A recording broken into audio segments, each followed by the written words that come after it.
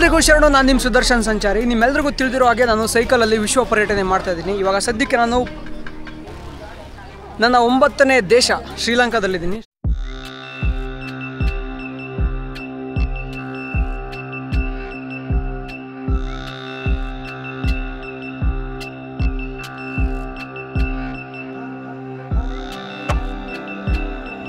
ನೀವು ನೋಡ್ತಾ ಇರ್ಬೋದು, ಭಾರತದಲ್ಲಿದ್ರೂ ನಾವು ಇಷ್ಟು ಚೆನ್ನಾಗಿ ಮೇಂಟೈನ್ ಮಾಡೋಕ್ಕಾಗ್ತಿತ್ತು ಎಲ್ಲ ಗೊತ್ತಿಲ್ಲ ಈ ಪಾರ್ಕ್ನ. ಆದರೆ ವಿವೇಕಾನಂದ ಅವ್ರ ಹೆಸರಲ್ಲಿ ಒಂದು ಪಾರ್ಕ್ ಮಾಡಿ ರಾಮಕೃಷ್ಣ ಪರಮಹಂಸ, ಶಾರದಾ ದೇವಿಯವರನ್ನೆಲ್ಲ ಕೂರಿಸಿ ಸಖತ್ತಾಗಿ ಮಾಡೋರೆ.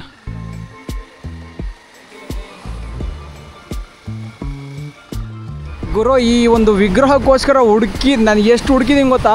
ಶ್ರೀಲಂಕಾದಲ್ಲಿ ರಾವಣನ ಪೂಜೆ ಮಾಡ್ತಾರೆ ಅಂತ ನಿಮಗೆ ತೋರಿಸ್ಬೇಕಿತ್ತು. ಎಲ್ಲಿ ಪೂಜೆ ಮಾಡ್ತಾರೆ ಅಂತ ನನಗೆ ಹುಡುಕ್ತಾ ಇದ್ದೀನಿ, ಸಿಗ್ತಾ ಇಲ್ಲ. ನೋಡಿ, ಯಾರೋ ದೀಪ ಹಚ್ಬಿಟ್ಟು ಹೂವು ಇಟ್ಬಿಟ್ಟು ಪೂಜೆ ಮಾಡಿ ಹೋಗೋರೆ. ಆದರೂ ಸಖತ್ ನಮ್ಮ ಬಾಸು. ಮೊನ್ನೆ ಯಾರೊಬ್ರು ಕಮೆಂಟ್ ಹಾಕಿದ್ರು, ನೀವು ರಾವಣನ ಅಭಿಮಾನಿ ಅಂತಿದ್ದೀರಾ ಹಂಗೆ ಹಂಗೆ ಅಂತ. ಕಥೆಯ ಪ್ರಕಾರ ನೋಡೋದಾದರೆ, ಅಂದರೆ ವಾಲ್ಮೀಕಿ ರಾಮಾಯಣ ಪ್ರಕಾರ ನೋಡೋದಾದರೆ, ರಾವಣ ಅವ್ರು ಮಾಡಿದ್ದು ಒಂದೇ ಒಂದು ತಪ್ಪು ಏನು ಅಂದರೆ ಸೀತೆಯನ್ನು ಎತ್ಕೊಂಬಂದಿದ್ದು. ಅದನ್ನು ಬಿಟ್ಟರೆ ಬೇರೆ ಇನ್ಯಾವ ತಪ್ಪನ್ನು ಮಾಡಿಲ್ಲ. ಅವರು ಪರಮ ಶಿವಭಕ್ತ.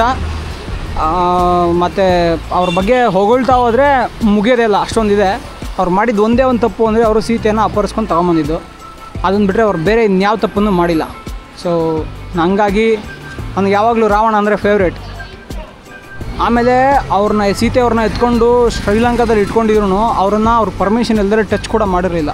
ಅಂದರೆ ಈ ವಾಲ್ಮೀಕಿ ರಾಮಾಯಣ ಪ್ರಕಾರ ಇವರು ಅವ್ರ ಮೇಲೆ ಮೋಹ ಇತ್ತು, ಅವ್ರನ್ನ ಮದುವೆ ಆಗಬೇಕಿತ್ತು ಅಂತ ಕಥೆಯಲ್ಲಿ ಬಂದಿದೆ ಅಲ್ವಾ ವಾಲ್ಮೀಕಿ ರಾಮಾಯಣದಲ್ಲಿ. ಸೊ ಅವ್ರೇನಾದರೂ ಮನಸ್ಸು ಮಾಡಿದರೆ ಒಬ್ಬ ರಾಜ ಒಂದು ಹುಡುಗಿನ ಅವ್ರು ಏನು ಬೇಕಾದ್ರೂ ಮಾಡ್ಬೋದಿತ್ತು. ಆದರೆ ನೋ, ಡಿಡ್ಂಟ್ ಇವನ್ ಟಚ್. ಅವ್ರ ಮೇಲೆ ಒಂದು ತಪ್ಪಾದ ಕೈಯನ್ನು ಕೂಡ ಇಟ್ಟಿಲ್ಲ ಅವರು.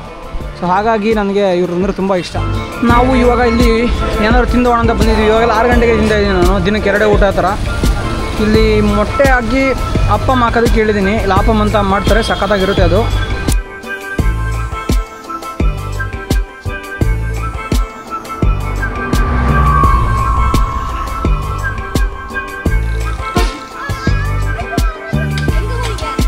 ಕರ್ನಾಟಕ.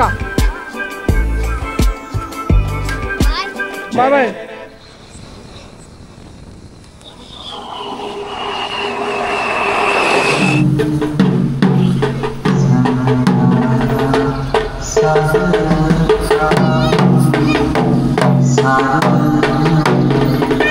ತತಿಯಂ ಪಿದಮ್ಮಂ ಶರಣಂ ಗಚ್ಚ.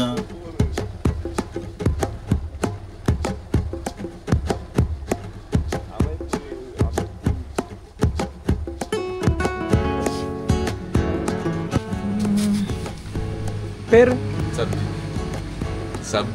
ಸಬ್ಜಿತ್. ಇವ್ರ ಹೆಸರು ಸಬ್ಜಿತ್ ಅಂತ. ನಿನ್ನೆಯಿಂದ ಇವ್ರ ಜೊತೆ ಉಳ್ಕೊಂಡಿದ್ದೀನಿ. ಸಂದೀಪು, ಓಕೆ ಬಾಯ್ ಬಾಯ್.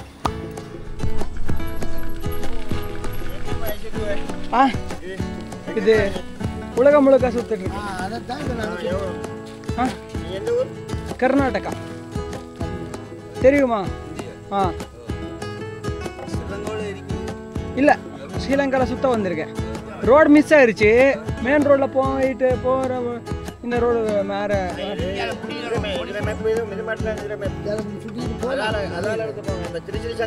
ஆமாம்,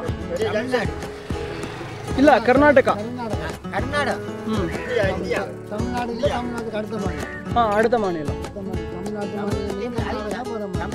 இல்லை இல்லை, தமிழில் நம்ம ஊரில் இல்லை, கன்னடா.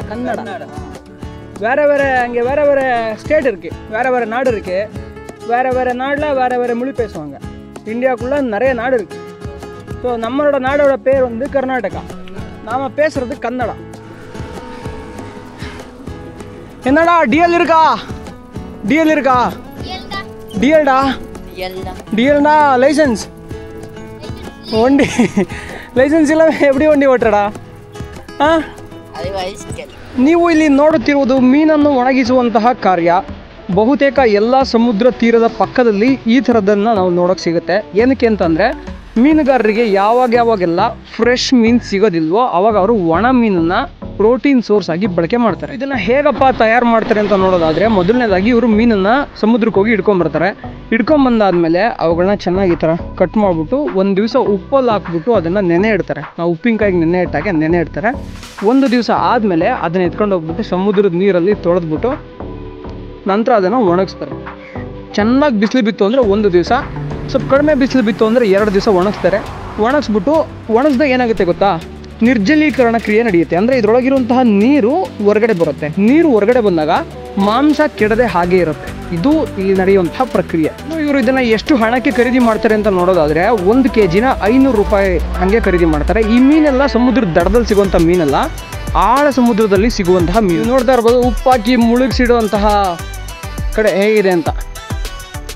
ಅದಂತೂ ನೀರಂತೂ ಫುಲ್ ಒಂದೇ ದಿವಸಕ್ಕೆ ಫುಲ್ ಇದಾಗಿ ಹೋಗ್ಬಿಟ್ಟಿರುತ್ತೆ ಗುರು. ಅತ್ಯಧಿಕ ವಾಸನೆ ಬರುತ್ತೆ. ಆ ವಾಸನೆಯನ್ನು ನಮಗೆ ಅರಗಿಸ್ಕೊಳ್ಳೋದಕ್ಕೂ ಕಷ್ಟ ಮೊದಲು. ಸೂಪರ್.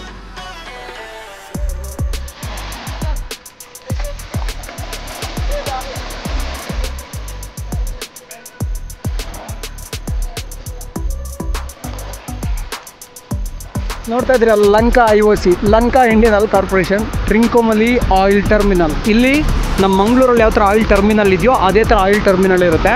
ಅಂದರೆ ಇಲ್ಲಿ ಬರುವಂತಹ ಪೆಟ್ರೋಲ್ ಮತ್ತು ಅಂದರೆ ಶ್ರೀಲಂಕಾ ದೇಶಕ್ಕೆ ಬೇಕಾದಂತಹ ಪೆಟ್ರೋಲ್ ಮತ್ತು ಡೀಸೆಲ್ನ ಇಲ್ಲಿ ಒಂದು ಶೇಖರಣೆ ಮಾಡ್ತಾರೆ. ತದನಂತರದಲ್ಲಿ ಲಾರಿಗಳ ಮುಖಾಂತರ ಪೆಟ್ರೋಲ್ ಬಂಕ್ಗಳಿಗೆ ಸಾಗಿಸಿ ಅದ್ರ ಮುಖಾಂತರ ಜನರಿಗೆ ತಲುಪಿಸುವಂಥ ಕೆಲಸನ ಮಾಡ್ತಾರೆ.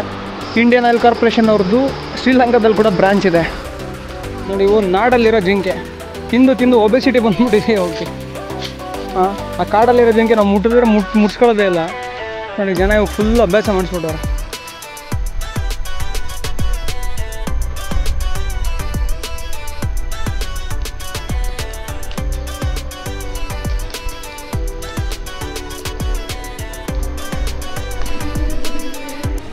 ಶ್ರೀಲಂಕಾದಲ್ಲಿ ಎಲ್ಲಿದ್ದೀನಪ್ಪ ಅಂತಂದರೆ, ರಾವಣ ಶಿವನೊಟ್ಟಿಗೆ ಕಾದಾಡಿ ಶಿವನನ್ನು ಕುರಿತು ತಪಸ್ಸು ಮಾಡಿ ಶಿವನಿಂದ ಅಪ್ರತಿಮ ಶಕ್ತಿಯನ್ನು ಪಡೆದಂತಹ ಸ್ಥಳದಲ್ಲಿದ್ದೀವಿ. ಈ ದೇವಸ್ಥಾನದ ಹೆಸರು ತಿರುಕೋಣೇಶ್ವರ ದೇವಸ್ಥಾನ ಅಂತ.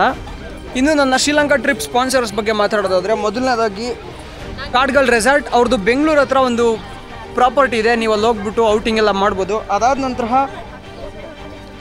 ಮೊಬೈಲ್ ಎಕ್ಸ್ ಅವ್ರದ್ದು ಬೆಂಗಳೂರು ಮತ್ತು ಕುಂದಾಪುರ 2 ಕಡೆ ಶಾಪ್ಸ್ ಇದೆ, ಮೊಬೈಲ್ ಶಾಪ್ಸ್. ಅಲ್ಲಿ ನೀವು ಹೊಸ ಮತ್ತು ಸೆಕೆಂಡ್ ಹ್ಯಾಂಡ್ ಮೊಬೈಲ್ಗಳನ್ನ ಪರ್ಚೇಸ್ ಮಾಡ್ಬೋದು. ಮೂರನೇದಾಗಿ ಬ್ಯೂಫೋರ್ಟ್ ವರ್ಲ್ಡ್ ಕ್ಲಬ್ ಅವ್ರದ್ದು ತುಮಕೂರು ಹತ್ರ ಮತ್ತು ಸಕಲೇಶ್ಪುರದ ಹತ್ರ ಕ್ಲಬ್ಸ್ ಇದೆ, ಆರ್ಗ್ಯಾನಿಕ್ ಕ್ಲಬ್ಸ್. ನೀವು ಅಲ್ಲಿ ಇಂಡಿಯಾಸ್ ಫಸ್ಟ್ ಆರ್ಗ್ಯಾನಿಕ್ ಕ್ಲಬ್ ಎಕ್ಸ್ಪೀರಿಯನ್ಸ್ನ ಮಾಡ್ಬೋದು. ಇನ್ನು ದೇವಸ್ಥಾನದ ಬಗ್ಗೆ ನೋಡೋದಾದರೆ, ಪ್ರಪಂಚದಲ್ಲಿರುವ ಅತ್ಯಂತ ಹಳೆಯ ಶಿವನ ದೇವಸ್ಥಾನಗಳಲ್ಲಿ ಇದು ಕೂಡ ಒಂದು. ಈ ಶಿವನ ದೇವಸ್ಥಾನದ ಇತಿಹಾಸ ನೋಡೋದಾದರೆ ಸುಮಾರು 3000 ವರ್ಷಗಳ ಹಿಂದಕ್ಕೆ ನಮ್ಮನ್ನು ಕರ್ಕೊಂಡು ಹೋಗುತ್ತೆ.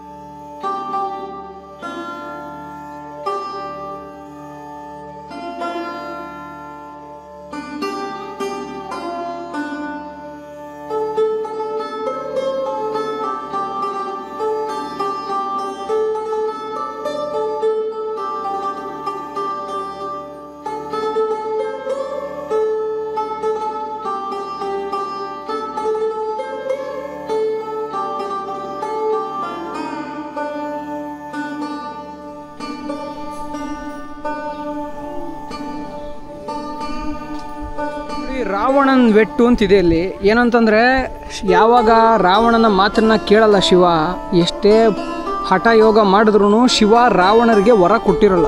ಆ ಸಮಯದಲ್ಲಿ ರಾವಣ ಅವರು ತಮ್ಮಲ್ಲಿರುವಂತಹ ಕತ್ತಿಯಿಂದ ಒಂದು ಹೊಡೆತ ಹೊಡಿತಾರೆ ನೆಲಕ್ಕೆ. ಅವಾಗ ಫುಲ್ಲು ಭೂಮಿನ ಶೇಕ ಹೋಗುತ್ತೆ. ಆವಾಗ ಅವ್ರು ನೆಲಕ್ಕೆ ಹೊಡಿತಾರಲ್ವ, ಆ ಹೊಡೆದಾಗ ಆಗಿರುವಂತಹ ಮಾರ್ಕ್ ಇದು.